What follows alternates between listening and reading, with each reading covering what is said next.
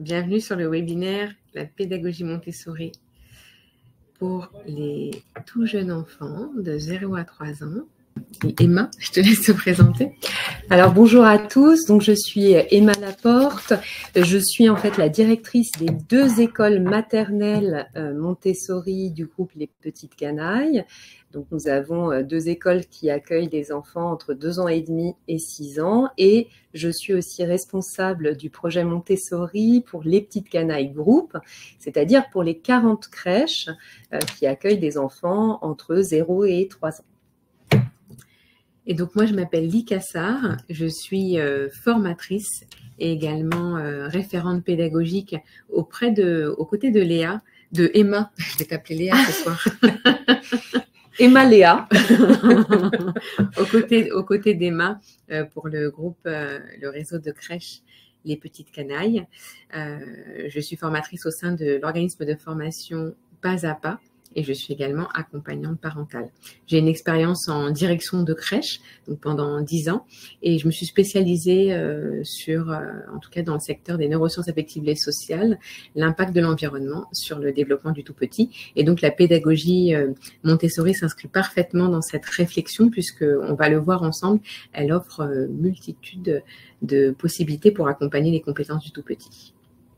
Je rebondis sur ce que tu viens de dire. Effectivement, c'est aussi quelque chose que je n'ai pas mentionné, mais je suis éducatrice 0 à 3 ans et 3 à 6 ans. Mais il existe en fait des diplômes d'éducatrice Montessori qui vont jusqu'à 18 ans. Et même pour les personnes plus âgées. Donc ça, c'est aussi intéressant et on en reparlera un petit peu plus tard dans notre webinaire. Pour discuter un petit peu des petites canailles et puis vous donner un petit aperçu rapide au niveau de l'historique, depuis 2011, c'est vrai que la pédagogie Montessori a toujours été vraiment notre cœur de démarrage et c'est dans cette continuité-là que nous poursuivons l'accompagnement des enfants depuis 2011.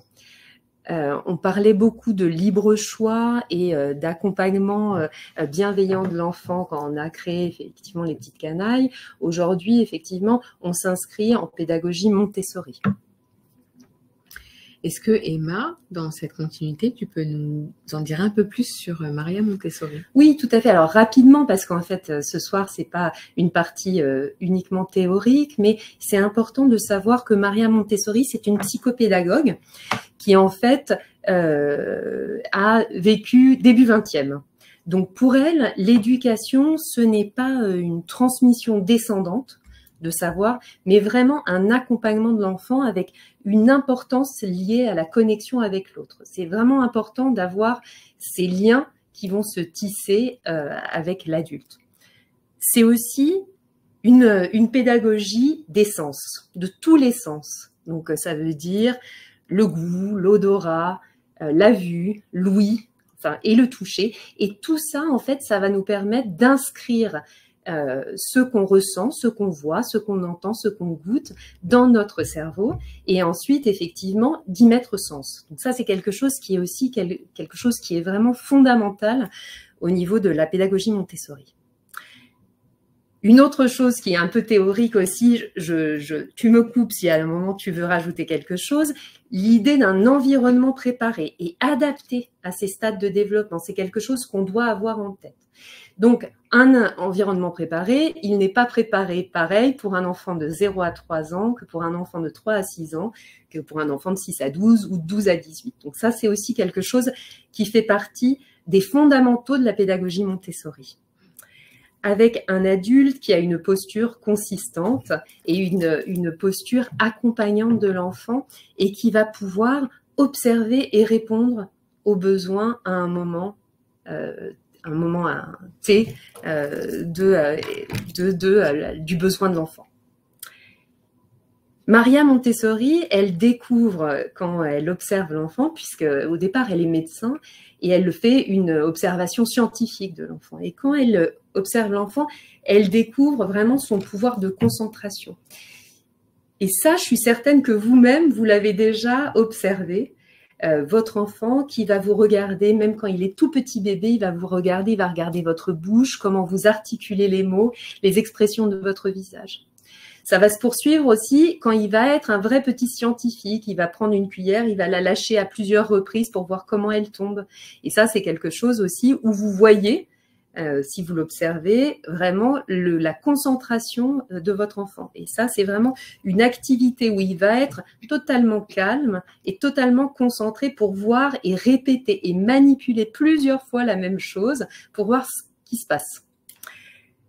Donc ça, c'est quelque chose aussi qui fait partie de la pédagogie Montessori et qui est vraiment une des caractéristiques qu'elle avait découvert. L'esprit absorbant, autre chose, on en reparlera après, mais effectivement, l'enfant qui est doté d'esprit qui va vraiment s'imprégner sans discrimination, et ça, c'est quelque chose qui est important, de tout ce qui va lui être proposé. Que ça soit bien comme moins bien, il va absorber, et plus c'est répété fréquemment, plus l'enfant, effectivement, va s'imprégner et le mémoriser. Et entre 0 et 6 ans, l'esprit absorbant, en fait, on fait des connexions neuronales qui sont infinies, et ensuite, il va y avoir élagage. Et donc, l'enfant va ne plus se servir des choses qui ne lui servent pas régulièrement, et puis garder ce qui est fondamental pour lui, puisque c'est répété régulièrement. Voilà. Sur la petite slide que nous avons réduite, il y a une petite phrase qu'on avait inscrite, c'est « aide-moi à faire seul ». Moi, j'aime bien cette phrase, et Lika, je sais qu'elle l'aime bien aussi, parce qu'elle représente vraiment, à mon sens, la pédagogie Montessori. Il y a quelque chose de l'ordre du tricotage, vraiment quelque chose qui va se faire dans le temps. On va aider à l'enfant à faire seul, mais ça, c'est quelque chose qui va se faire au fur et à mesure en fonction de son stade de développement, de ses besoins, de ses intérêts. Et ça va changer au cours de temps et on va donc l'accompagner aussi en fonction de son émotion et donc de sa capacité à un moment à être réceptif ou pas à ce qui va lui être proposé. Et donc ça, c'est quelque chose qu'effectivement, régulièrement, on va mentionner. On aime bien aussi avec Lika dire que cette phrase-là, elle doit être prise dans son intégralité. Ce n'est pas juste « aide-moi » ou juste « à faire seul », mais c'est vraiment « aide-moi à faire seul ». Juste quelque chose que tu avais précisé, mais qui mérite d'être redit, c'est que la philosophie Montessori, en tout cas la pédagogie Montessori comme on l'appelle, c'est au-delà d'une pédagogie, c'est une philosophie d'accompagnement de l'être humain, de l'être vivant, je pourrais dire, mais je suis pas spécialiste pour autres, mais les êtres humains de 0 jusqu'à 99 ans.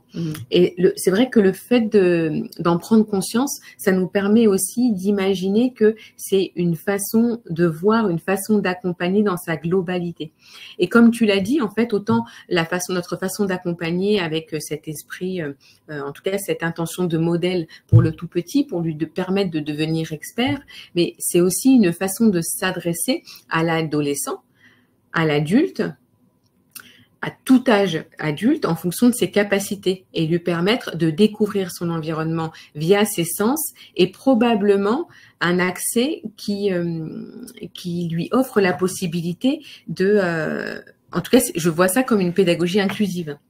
Une pédagogie qui permet vraiment, en fonction de où en est l'adulte, dans son état émotionnel et dans ses compétences intellectuelles, de pouvoir accéder au savoir ou à la compréhension de son environnement. Oui, c'est vrai qu'on aime bien insister sur ce côté philosophique de cet accompagnement. Ça ne peut pas se restreindre à du matériel. C'est vraiment une globalité dans l'accompagnement, une proposition où on va pouvoir avoir une posture consistante en tant qu'adulte et accompagner avec bienveillance l'enfant en mettant un cadre, des limites, quelque chose de rassurant, de structurant qui va permettre à l'enfant de savoir où il est, comment il peut, jusqu'où il peut aller, comment il peut être accompagné, à quel moment, et dans un état dans lequel il est, pouvoir nous interagir avec lui pour lui proposer notre aide ou pas. Et un accompagnement, effectivement, sur la slide jusqu'à 99 ans, c'est quelque chose qui est aussi assez intéressant parce que c'est vrai qu'aujourd'hui, on propose aussi de la pédagogie Montessori pour les personnes qui sont les personnes âgées qui perdent la mémoire et qui, par le sensoriel, peuvent retrouver des gestes, peuvent retrouver un certain nombre de connaissances et de savoirs qu'ils avaient parce qu'ils s'étaient imprégnés au plus profond d'eux. Et donc ça, c'est quelque chose qui est utilisé dans les maisons de retraite quand des personnes ont effectivement des pertes liées à des maladies particulières, des pertes de mémoire. Alzheimer, j'imagine. Tout à fait. Super. Merci Emma. Alors, hop, la slide d'après. Donc, c'était important pour nous peut-être de revenir sur les idées reçues autour de la pédagogie Montessori. En tout cas, on a à travailler, j'allais dire, à combattre ces idées reçues un peu au quotidien avec Emma, vis-à-vis, déjà des professionnels qui ont parfois du mal à s'imprégner des valeurs montessoriennes parce qu'elles sont coincées par les idées qu'on en a, et on va revenir sur quelques idées reçues. Vis-à-vis des parents aussi, oui, parce que les parents ont une certaine idée Montessori, et puis finalement, l'idée n'est pas de se justifier d'être ou pas être Montessori, mais d'expliquer pourquoi on a fait ce choix et pourquoi dans nos postures, on intègre finalement des valeurs montessoriennes. C'est vrai qu'en France, on a une imagerie très école de Montessori, vraiment liée à l'école maternelle plus précisément, donc c'est-à-dire l'école où on va recevoir des enfants entre 2 ans et demi et 6 ans, juste avant le CP. Ça, c'est aussi parce que la pédagogie Montessori, elle est quand même assez, même si ça commence à être depuis un certain nombre d'années en France, mais ça reste quand même assez récent. Comme je vous le disais tout à l'heure, c'est une pédagogue qui démarre début 20e. Donc, elle a beaucoup voyagé. Il y a beaucoup d'écoles Montessori, notamment aux États-Unis, au Canada, en Inde. Et vraiment, c'est une proposition de pédagogie qui est tout à fait inclus dans des pays comme le Canada ou les États-Unis parce que c'est hands-on. Donc, on va beaucoup travailler autour de la manipulation. En France, c'est plus récent. Et donc, en fait, l'imagerie que les Français en ont, c'est souvent une imagerie qui est liée à la maternelle. D'autant plus que le matériel, souvent, on a beaucoup de publicité autour de Nature et Découverte où ils vont nous proposer effectivement du matériel et qui est du matériel vraiment qu'on va utiliser en maternelle, c'est-à-dire entre 2 ans et demi et 6 ans. D'où, je pense, la mécompréhension de certains parents qui attendent effectivement en crèche un matériel de ce type-là et qui se retrouvent un petit peu déçus en se disant il n'y a pas les lettres rugueuses, il n'y a pas la tour rose, forcément, je comprends pas pourquoi il n'y a pas des mathématiques, etc. Et en fait, on se doit d'expliquer effectivement que entre 0 et 3 ans, on va travailler d'une manière montessorienne, mais on va pas travailler avec le même matériel. Et si on vous disait, on n'a pas de matériel 12-18 en crèche, ça vous paraîtrait évident, mais comme le matériel 3-6 est un matériel assez enfantin et c'est assez coloré, etc., les parents imaginent qu'effectivement ça pourrait aller en 0-3. Les parents, mais effectivement, comme tu le disais, parfois les professionnels aussi. Et donc, elles ont beau accompagner les enfants avec une posture consistante, une proposition de matériel qui va être adaptée. Parfois, elles se disent, on n'a pas le matériel 3-6. Donc, c'est quelque chose qui peut nous arriver d'avoir comme questionnement, en tout cas. C'est-à-dire que tout le marketing autour de la pédagogie Montessori est pour nous quelque chose c'est une force, mais c'est aussi, ça nous dessert pas mal parce que ça crée des attentes des attentes de matériel spécifique, de celui qu'on voit bien, le matériel en bois. Et puis finalement, c'est quelque chose de très visible, le matériel, plus que de la posture. La posture qui parfois ne s'explique pas parce que ça se retrouve dans le détail de notre façon de regarder, de notre façon d'interagir, de notre façon de verbaliser. Mais finalement, le matériel, c'est vraiment quelque chose sur lequel on peut compter, je dirais. Et donc, notamment les parents nous posent des questions en premier lieu souvent sur le matériel. Comme idée reçue aussi, il y a des choses en lien avec, on a mis attente de performance, mais comme tu l'as dit, la pédagogie Montessori qui arrive depuis quelques années un petit peu en force en France est quand même vue comme quelque chose d'assez rare et possiblement une pédagogie qui va pouvoir rendre, je mets des guillemets, mon enfant plus compétent plus vite, peut-être avec cette idée de performance. Et nous, c'est quelque chose vraiment qu'on accompagne en tout cas comme idée reçue en tentant en tout cas avec l'intention de recentrer aussi bien les parents que les professionnels sur les besoins des enfants, sur leurs besoins ici et maintenant, mais aussi sur la nature de l'enfant. Et quand je parle de nature, on reparlera tout à l'heure de notre approche individualisée, mais de la nature, c'est-à-dire ce qu'il y a en commun, mais à la fois aussi ce qu'il y a de spécifique pour chaque enfant. Et ça, c'est vraiment notre intention quand on accompagne avec via cette pédagogie.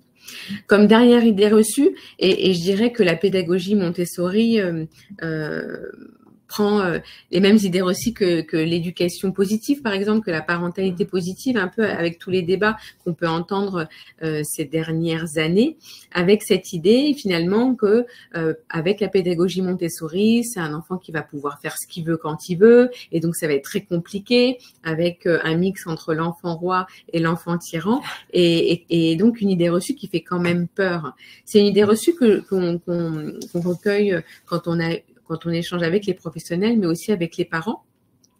Et comme on l'a dit en introduction, vraiment l'intention de cette pédagogie et même de cette philosophie, c'est de s'intéresser aux besoins de l'enfant et de lui permettre à lui aussi de s'y intéresser et à lui permettre de se recentrer avec un accompagnement qui propose un cadre clair, lisible et consistant.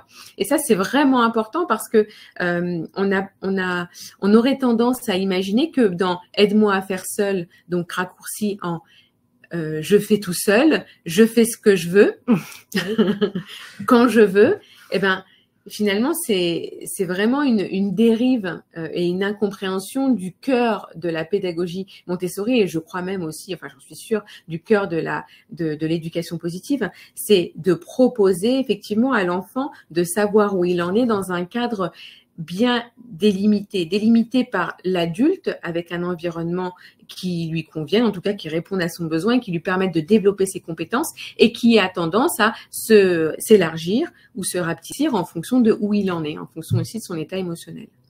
Oui, je rebondis. La liberté dans le cadre, c'est quelque chose qui fait partie de la pédagogie et qui est très important. La liberté dans le cadre, c'est pas la liberté dans l'espace intersidéral et je fais ce que je veux. C'est pas que le cadre, c'est vraiment la liberté dans le cadre. Et souvent, les deux notions, comme aide-moi à faire seul, sont prises séparément et donc sont source de confusion pour les parents ou pour les professionnels. Donc ce cadre, effectivement, il va être un cadre qui va être rassurant, qui va être aussi structurant.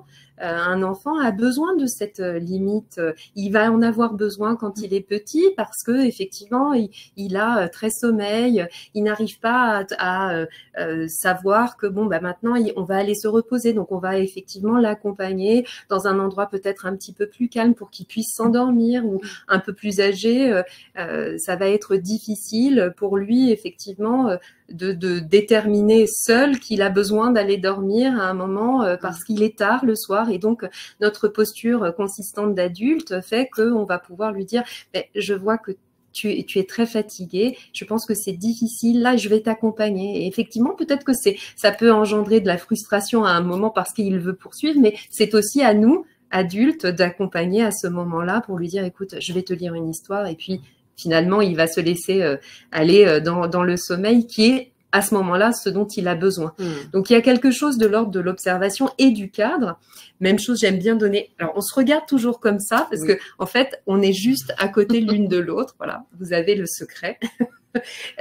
les enfants plus âgés vont avoir effectivement besoin aussi de limites. À 15 ans, un enfant a aussi besoin d'avoir une limite qui va être proposée par les adultes référents autour de lui, que ça soit à l'école ou que ça soit effectivement ses parents. Pour ça, il a besoin d'éprouver ces limites-là pour voir jusqu'où il peut aller, et ces limites-là peuvent être posées par les parents ou par les adultes référents autour de lui, et ça structure quelque chose, ça rassure, et ça permet à l'enfant de poursuivre son cheminement pour effectivement un jour être décisionnaire de ce qu'il souhaite faire dans sa vie quand il sera adulte. Donc c'est vraiment dans la même idée que qu'on doit accompagner, qu'on veut en tout cas accompagner les enfants. Donc le cadre, encore une fois, l'enfant tyran, c'est encore une déviance de l'idée de la pédagogie Montessori. Oui. Peut-être, Lika, tu pourrais nous parler un peu des pédagogues phares dans la petite enfance. C'est quelque chose qui est assez intéressant, je pense. Déjà, pour nous, c'était important de revenir rapidement sur les pédagogues phares, comme on dit sur le 0-3 ans, parce que Maria Montessori n'est pas des pédagogues cités dans les premiers.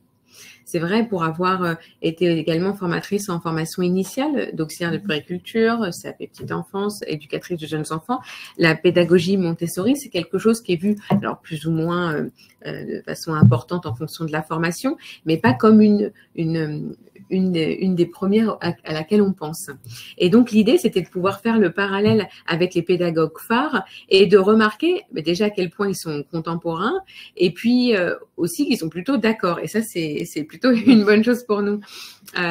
On fait souvent allusion, on en a cité que 3, mais peut-être que vous en suggéreriez d'autres, à Donald Winnicott, qui nous a beaucoup parlé du holding et du handling, donc le portage à la fois physique et psychique. Et effectivement, comme on l'a déjà dit, en tout cas comme Emma a pu le soutenir, le portage psychique, notamment avec la posture de l'adulte phare, et je fais allusion aux travaux d'Anne-Marie Fontaine, est une notion très importante.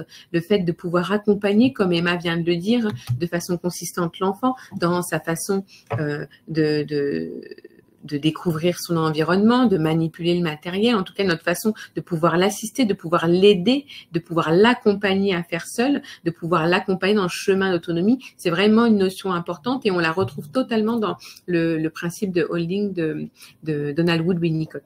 Ensuite, on a John Bowlby, qu'on connaît aussi également pour ses travaux sur la théorie de l'attachement. Et en fait, ce que je voudrais retenir de cette théorie d'attachement, c'est l'importance de sécuriser l'enfant pour lui permettre d'activer son système exploratoire. Et dans la pédagogie Montessori, on est exactement là-dedans, c'est-à-dire qu'en fonction de son âge et de ses capacités, on va plus ou moins l'accompagner. En fonction de son état émotionnel, on va absolument rechercher à le sécuriser, lui apporter une situation, je dirais, de sécurité psychique suffisamment stable pour qu'il puisse développer son exploration. Et ça, c'est aussi une notion qu'on retrouve clairement dans la pédagogie Montessori. Et puis enfin, on a voulu citer Amy Pickler parce que bien souvent, c'est avec elle qu'on retrouve le plus de points communs quand on pense à la motricité libre notamment et à la notion de référence, mais on verra que ça rejoint aussi les travaux de John Bowlby. Dans la motricité libre, Amy Pickler a réussi à démontrer à quel point il était important de respecter toutes les étapes de développement de l'enfant, que tout était en lui et que finalement l'environnement préparé lui permettait de pouvoir acquérir, en tout cas, passer toutes ces étapes de développement. Et ça, on le retrouve à la fois sur le développement physique, mais aussi sur le développement psychique et toute la façon dont il va découvrir son environnement. Donc, c'est une notion très importante. Et puis, on a quand même ajouté la notion de référence d'Amy Pickler parce que bien souvent, on vient peut-être des fois la mettre un peu en opposition avec la pédagogie Montessori, mais on est complètement là-dedans et je vais répéter un peu ce que j'ai pu préciser pour le parallèle avec la pédagogie de John Bowlby, en tout cas la théorie d'attachement. Il est question de pouvoir proposer une figure d'attachement relais au sein de l'institution, en tout cas au sein de la crèche, pour offrir à l'enfant la possibilité de se sécuriser et donc d'explorer. Là où on est très vigilant dans les crèches et petites canailles, c'est de faire attention à ce qu'il n'y ait pas des dérives de référence. Quand je parle de dérives de référence, je suis sûre que les professionnels de la petite enfance présents à ce webinaire sauront de quoi je parle. C'est-à-dire à un moment peut-être de resserrer un peu plus la référence alors que l'enfant nous témoigne, nous montre qu'il est capable d'explorer et de rencontrer d'autres adultes et de rencontrer d'autres zones de l'environnement.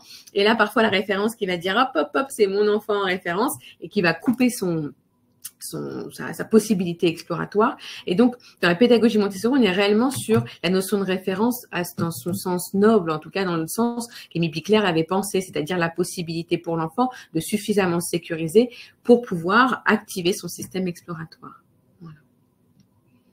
La sécurité, alors je rebondis aussi sur ce que tu dis, effectivement, la sécurité affective, le fait avec un tout petit en crèche que l'adulte puisse l'accompagner dans ses bras, avoir une vraie connexion psychique avec l'enfant pour lui permettre de se sentir entendu, va lui permettre effectivement de se sentir sécurisé et lui permettra après d'être rassuré dans son environnement et d'explorer. Donc effectivement, tous ces pédagogues phares de la petite enfance ne sont pas contre les uns les autres, mais vont tous dans la même direction de la sécurité physique, affective, l'exploration et l'enfant qui va être bien pour pouvoir continuer à apprendre ce qui lui est proposé et apprendre tout ce qui lui est proposé dans son environnement. Peut-être pour répondre à Sandrine, je vois que Sandrine nous pose la question, quelle est la différence entre la pédagogie Montessori et Émile Pickler? Je rebondis maintenant puisque nous sommes bien sur le sujet. En fait, effectivement, on va avoir des crèches qui vont s'affirmer un peu plus Montessori et d'autres crèches qui vont s'affirmer un peu plus Émile Pickler. Ce qui est certain, c'est qu'au sein des crèches, les petites canailles, on va pas opposer ces deux pédagogies-là et au contraire, comme on l'a dit là, on va plutôt retrouver les points communs. Et je suis sûre que si j'avais la possibilité de discuter avec une crèche à pédagogie picklerienne, on va dire, on appelle la pédagogie LOGSI, on aurait la possibilité de voir à quel point c'est également inspiré de la pédagogie Montessori. En tout cas, l'idée pour nous, au sein des crèches Les Petites Canailles, c'est de trouver les points communs de tous ces pédagogues qui ont tous pensé le bien-être de l'enfant et l'accompagnement de ses compétences et de son potentiel. Donc, il y aura possiblement une différence il y aura possiblement une différence d'appellation, mais au sein de la structure, pour avoir travaillé et accompagné des crèches LOGSI, donc appliquant la pédagogie de Pickler, on retrouve quand même des fondamentaux communs et forts, c'est-à-dire la verbalisation, l'accompagnement, la sécurité psychique, la sécurité physique bien sûr, mais enfin toutes ces grosses valeurs. Et voilà. Après, il y a peut-être des notions de sommeil à l'extérieur qui est emprunté de la pédagogie LOGSI, et qu'on peut retrouver dans des crèches du réseau des petites canailles. Donc, vous voyez, l'idée, en tout cas, des crèches des petites canailles, c'est d'affirmer et d'expliquer pourquoi on affirme la pédagogie Montessori, mais de pouvoir s'inspirer de toutes les pratiques pédagogiques qui vont dans le sens de cette pédagogie. Et la pédagogie LOGSI en fait partie.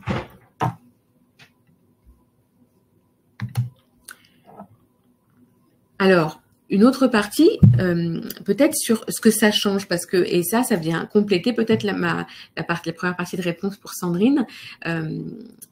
Qu'est-ce que ça change pour les crèches des petites canailles de s'annoncer pédagogie Montessori, Emma? Alors, ce qui change en fait, en tout cas pour ce dont j'ai l'impression, c'est que vraiment, la pédagogie devient la colonne vertébrale des petites canailles.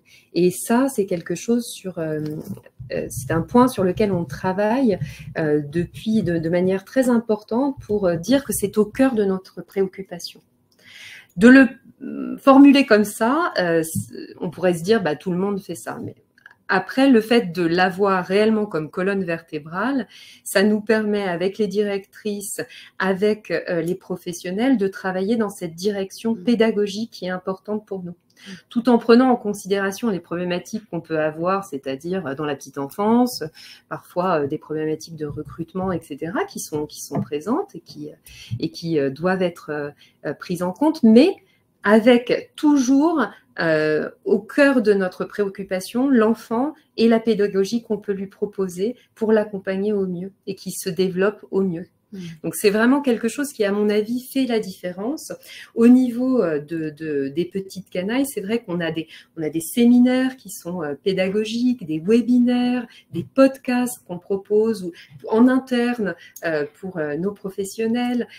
On a vraiment un soutien au niveau des axes pédagogiques pour intégrer et se questionner, des quiz, etc. Donc, il y a une vraie volonté, en tout cas, de force pédagogique et qui soit partagée entre nos 40 crèches et qu'on puisse faire effectivement des échanges de pratiques et communiquer entre nous sur la pédagogie. Et je pense que ça, c'est quelque chose qui change la donne au niveau d'un réseau. Oui, le fait de pouvoir l'affirmer. Par rapport à la compréhension de l'individualisation, c'est vrai que c'est quelque chose, en tout cas une notion qu'on aborde systématiquement pour toutes les personnes nouvellement arrivées au sein du réseau des crèches et petites canailles. On a souvent idée en crèche notamment que l'accompagnement individualisé va consister va consister à accompagner de façon presque exclusive l'enfant, individuel ou one-to-one, quoi, un à un. L'individualisation telle qu'on la conçoit, c'est de permettre à chaque individu de se sentir individu et unique. Et donc, ça va consister à on est dans le même, ça se voit pas, tu vois. Excusez-nous. En tout cas, l'idée, c'est de pouvoir accompagner l'enfant, de penser, de prévoir son environnement pour qu'il puisse se sentir à chaque moment de la journée légitime dans l'expression de son besoin.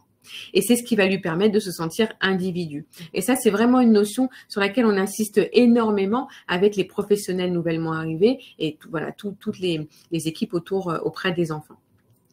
Le développement des compétences psychosociales aussi. Alors, au sein des crèches et petites canailles, on a fait le choix d'accueillir les enfants en accueil en âge mélangé. Donc, c'est-à-dire que les tout petits sont accueillis avec les plus grands, comme on pourrait appeler aussi les petites familles. Et c'est ce qui va nous permettre, en tout cas, de saisir des opportunités de relations en communauté, dans cette micro-société qui va nous permettre de développer des compétences psychosociales, notamment la prise de soins, l'accompagnement, mais aussi la modélisation, la responsabilisation des plus grands, etc. Et ça, c'est vraiment, vraiment important pour nous. Donc, ce sont des petites choses qui changent énormément selon moi. Et comme tu l'as dit, Emma, le fait de pouvoir le porter et d'identifier un pôle aussi de pédagogie fort qui accompagne les équipes, en tout cas, c'est pour moi quelque chose qui amène une vraie différence pour les petites canailles. Donc, dans nos crèches, effectivement, comment on peut s'en rendre compte? Donc, voilà, je vous ai parlé un petit peu au démarrage de l'esprit absorbant. Donc, et de l'importance de l'environnement préparé et de la posture de l'adulte. Donc, effectivement, on sait qu'un enfant entre 0 et 6 ans est plus particulièrement... Oh là là, j'arrive plus à parler, c'est la fin de ma journée. Et plus particulièrement entre 0 à 3 ans, va avoir une plasticité cérébrale qui va être incroyable. Et donc, l'idée, c'est vraiment de proposer à l'enfant, pas le surstimuler, mais en tout cas de lui proposer un environnement qui va être adapté à son âge, à son stade de développement, à ses besoins, à ses intérêts, mais qui va lui permettre en fait de fixer dans son cerveau les informations qu'il va percevoir. J'aime bien expliquer effectivement que l'enfant, il va arriver dans un endroit qu'il ne connaît pas, il va avoir besoin de comprendre ce qui se passe autour de lui via ses sens. Il va avoir besoin en fait d'être effectivement sécurisé par les adultes pour se sentir effectivement à même d'explorer. Et puis, une fois qu'il va être sécurisé et qu'il va rentrer dans une période exploratoire, alors exploratoire, ça ne veut pas forcément dire qu'il va crapahuter, il va va le faire, mais il peut aussi regarder un tout petit bébé qui va être au sol, il va regarder tout ce qui va se passer autour de lui, il va entendre des sons, il va avoir des connexions fortes avec l'adulte qui s'occupe de lui. Donc ça, tout ça, ça permet aussi de construire quelque chose dans le cerveau de l'enfant. Et donc en fait, à cette période entre 0 et 3 ans, chaque image, chaque interaction, tout ce qui va lui être proposé va laisser une trace dans la mémoire. Et ça s'appelle des synapses. C'est des connexions neuronales en fait qui vont se créer, et il y en a un nombre phénoménal qui vont se construire entre 0 et 5 ans. Et puis après, en fonction de l'utilité de ces connexions neuronales, l'enfant va élaguer ce dont il n'aura pas besoin parce qu'elles n'ont pas été répétées régulièrement. Donc c'est vrai que c'est quelque chose qui est très important. Plus on va proposer un environnement préparé, un environnement adapté qui va permettre à l'enfant de se diriger vers ce qui l'intéresse avec un adulte qui va lui proposer une posture consistante, répétée, plus l'enfant va absorber et plus on sera régulier dans cette proposition, plus elle se conservera par la suite. Donc pour revenir à notre environnement, vous voyez là sur nos deux photos, il y a une importance de repère pour permettre à l'enfant aussi de pouvoir se situer et savoir se diriger. L'environnement, il est préparé, il est réfléchi. Les équipes vont être effectivement consistantes. Elles vont proposer à l'enfant un certain type de matériel en fonction de leurs besoins et de ce qu'ils montrent aussi, de ce qu'ils ont besoin d'avoir à un moment donné. Voilà. Donc ça, c'est quelque chose qui, dans nos crèches, il y a une importance qui est donnée à cet environnement et cette posture accompagnante et consistante. Emma, est-ce que tu pourrais peut-être répondre à la question de Sandrine qui demande la différence entre période sensible et esprit absorbant? Alors, en fait, les périodes sensibles, ce sont des moments, en fait, des fenêtres, si vous voulez, d'intérêt que l'enfant va pouvoir avoir. Et cette fenêtre, pendant qu'il aura cette fenêtre ouverte, l'idée c'est d'utiliser cette fenêtre pour pouvoir répondre à son besoin, pour pouvoir le nourrir au mieux. C'est un peu rapide, mais effectivement c'est l'idée d'une fenêtre particulière à un moment donné de la vie de l'enfant qui va vous permettre de répondre à son besoin, et là il va pouvoir intégrer au mieux puisqu'il sera dans cette période sensible. La période sensible de l'ordre, par exemple, ça c'est quelque chose où l'enfant va vouloir, plus c'est organisé, repéré, plus il va pouvoir construire sa pensée logique. L'esprit absorbant, c'est vraiment l'esprit, l'idée c'est de faire une comparaison avec une éponge. L'enfant entre 0 et 6 ans va vraiment absorber tout ce qui va lui être proposé. Voilà. Avant de devenir plus expert sur ce qu'il aura sélectionné. Exactement. Dites-nous, Sandrine, si c'est suffisamment clair, n'hésitez pas. Donc, on va avoir une attention particulière sur son environnement. Tu l'as déjà bien assez précisé. Et peut-être concrètement, dans l'espace, ça va se traduire avec, tu en as parlé, des petits coins et des petits bacs individualisés. Ça, c'est vraiment quelque chose sur lequel on va être très vigilant de ne pas, en tout cas, proposer des jeux en multitude qui forcerait l'enfant, en tout cas qui emmènerait l'enfant à devoir faire appel à des notions qu'il n'a pas, c'est-à-dire la notion de partage, la notion de répartition. L'enfant, il a besoin de pouvoir avoir son espace défini et son jeu, en tout cas sa proposition, identifiée pour lui. Et ça, c'est très important et ça va nous demander de soigner l'environnement et de présenter le matériel d'une façon individualisée. Aussi, la présentation du matériel, on entend aussi par là de pouvoir présenter tout simplement le matériel, pas tant dans son absolue utilité et encore que, mais c'est de pouvoir avoir un temps de connexion suffisamment forte autour d'un matériel et comme si, enfin moi j'appelle ça le passage de relais affectif au matériel. C'est-à-dire que parce que j'aurais passé un temps précis et soigné avec ce jeu en sa compagnie, l'enfant va pouvoir le rencontrer en gardant cette tonalité affective qu'il avait tant appréciée quand on avait eu ce temps de partage ensemble. Et ça, c'est très important. En fait, c'est notre façon de donner vie au matériel dans l'espace. C'est comme si on allait finalement déléguer une partie de nous dans le jeu que l'on propose et que l'on présente à l'enfant. Et ça, c'est très intéressant. Enfin, c'est très important et je vois notamment dans certaines structures que je peux visiter par ailleurs où on voit des enfants qui vont vider des casiers de Lego par exemple, qui vont attraper les hochets et les balancer. Le transvasement, qui est une activité très importante à cet âge-là, va se retrouver un petit peu l'activité de prédilection qui est en fait symptomatique d'une situation de stress ou en tout cas d'insécurité face à du matériel duquel il ne s'est pas familiarisé. Donc, ce qui va être très important, en fait, c'est de donner vie au matériel en le présentant et en créant des connexions fortes avec l'enfant autour de ça. Et avoir effectivement des professionnels qui vont pouvoir répondre aux besoins quand le transvasement est quelque chose qui va être important de proposer en crèche. La professionnelle, en ayant vu que l'enfant va transvaser quelque chose qui n'est pas forcément fait pour être transvasé, peut l'accompagner en lui disant voilà, je vois que tu as envie de transvaser, viens, je vais te montrer.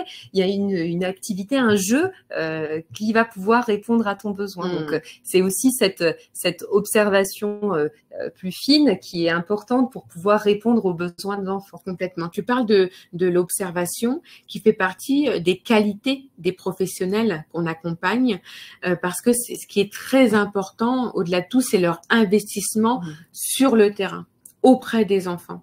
En fait, l'enfant, lui, il se branche directement à notre capacité d'attention et de présence. Et donc, ce qui va être un piège pour nous, c'est que on peut pas faire semblant d'être là. Et donc, on a besoin de professionnels qui sont là pour de vrai, qui sont, comme je dis, qui sont présents dans leur corps et qui sont en interaction avec l'enfant ou alors qui sont en tout cas en présence et en portage psychique, en position d'éclaireur. Et des professionnels conscients et investis, c'est pas facile. En fait, c'est simple à dire. Souvent, on nous demande qu'est-ce qu'il faudrait modifier pour qu'on puisse avoir cette ambiance qu'on espère dans l'espace de vie. Alors là, on pourrait dire des professionnels conscients et investis. C'est facile à dire, mais c'est vraiment pas simple à atteindre parce que ça demande que chacun se rappelle de la raison pour laquelle ils ont choisi d'être là et de faire ce métier et d'accompagner finalement ces adultes en devenir pour la société de demain. Et ça, c'est pas un petit discours. Moi, je trouve que c'est vraiment l'essentiel de nos métiers. Et dans notre campagne de sensibilisation, je dirais avec Emma, on interpelle vraiment les professionnels à se questionner de pourquoi elles sont là, pourquoi elles ont choisi d'être avec ces enfants et qu'est-ce qu'elles voudraient laisser. Quel impact elle voudrait avoir dans la vie de cet enfant, quel impact elle voudrait avoir pour la société de demain. Et ça vraiment, ça demande à se sentir investi de cette cause-là. Souvent, on peut pas l'introduire en début de webinaire, ça, parce que les personnes qui écoutent pourraient se dire qu'est-ce qu'elle raconte. Mais effectivement, il y a quelque chose de cet ordre-là d'accompagner l'adulte en devenir, et c'est pas une mince affaire. Et donc, c'est vrai que les professionnels conscients et investis, ça fait la différence. C'est nous, accompagnants, adultes, qui vont nous allons faire la différence, vous allez faire la différence. C'est une lourde charge, mais c'est une belle aventure en tant que parent ou en tant que professionnel. Et je pense que ça, il faut toujours le garder en tête. Et c'est une intention plutôt qu'une attente ou un objectif à fixer. Tout à fait. C'est une intention qui s'entretient et ça, en tout cas, c'est vraiment important de l'avoir en tête. Rapidement, parce que je vois que le temps file. Moi aussi. sur les différents temps forts. On l'a déjà assez dit, mais je vais essayer de poser une phrase pour chaque instant. Pour le temps du repas, on va vraiment accompagner l'enfant de manière progressive. Souvent, on nous demande, mais comment on fait du Montessori pour un repas d'un enfant, d'un nourrisson de 6 mois? On est déjà dans la philosophie, dans la pédagogie Montessori, quand on s'intéresse véritablement à l'enfant, à sa posture, à sa façon d'être dans nos bras, à la façon dont on a à soutenir son tronc, à interagir, à lui présenter les aliments, à poser des mots sur ses émotions pendant le repas. On incarne la philosophie Montessori de cette manière. Et puis, avec le temps, ça va aller effectivement jusqu'au self. Quand on parle du repas en Montessori, on pense au self, mais avant, il y a toutes ces étapes-là, l'étape de la double cuillère, etc.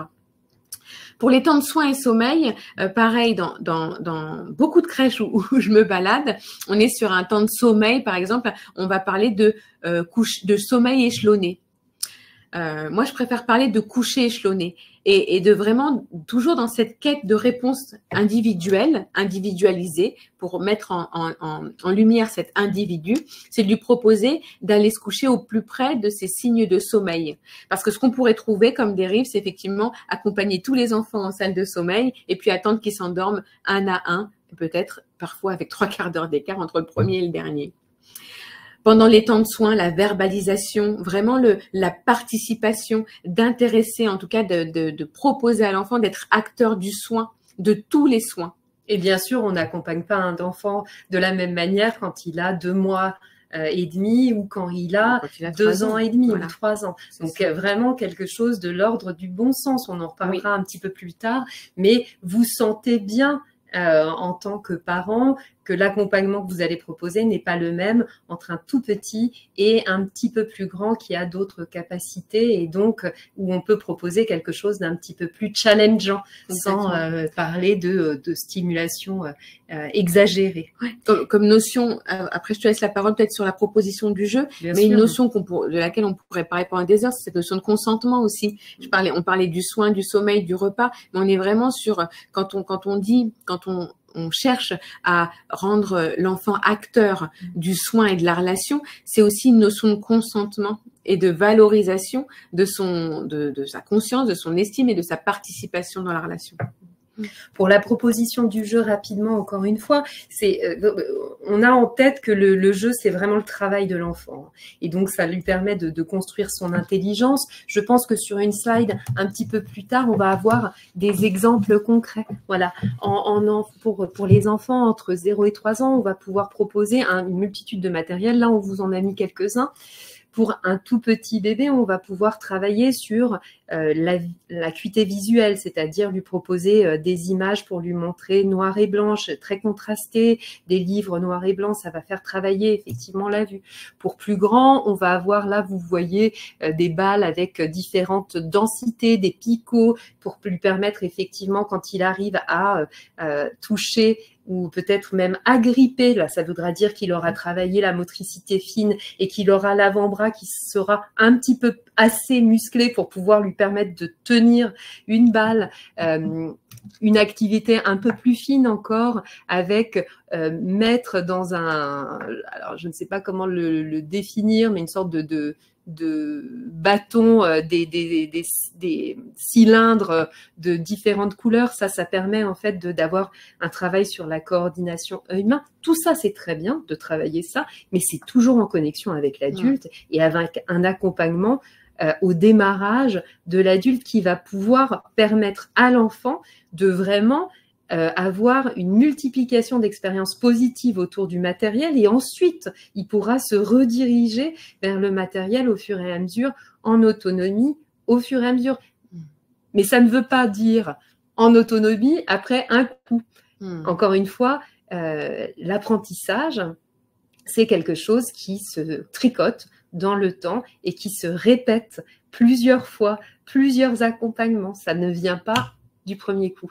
Donc ça, c'est vraiment quelque chose qui est important de garder en tête. Donc on vous a mis d'autres types d'activités que vous allez pouvoir retrouver en crèche et qui, dans ce sens-là, présenter et accompagner et utiliser avec en tête pour les professionnels et pour les parents ce que ça développe chez l'enfant, une vraie caractéristiques montessoriennes derrière. On arrive sur la conclusion. On a été un peu longue. mais je pense qu'on a pu faire le tour des questions au fur et à mesure, donc ça c'est super.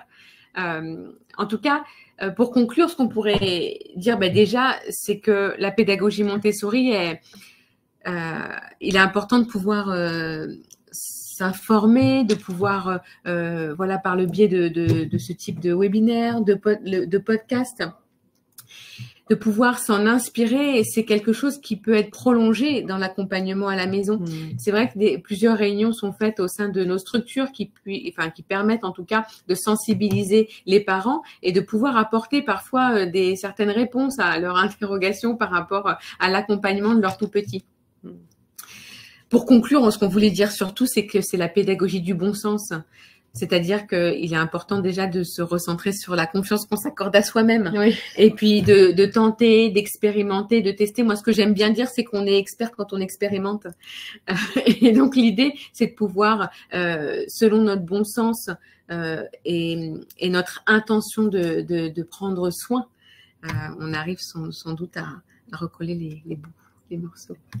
Alors là, sur la fin, on a vraiment carburé au niveau de notre présentation. Peut-être pour aller plus loin, n'hésitez pas à aller écouter les podcasts et notre podcast, La pédagogie Montessori appliquée à la petite enfance.